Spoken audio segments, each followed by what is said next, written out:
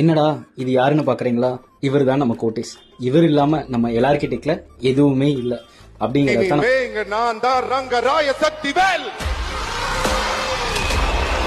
Hello guys, 3D printing வெளியில இன்னைக்கு 4:25. இந்த வீடியோல நம்ம ரெசின் பிரிண்டரோட வேட்டை எப்படி கிளீன் பண்றது அப்படிங்கறத பத்தி தான் பார்க்க போறோம்.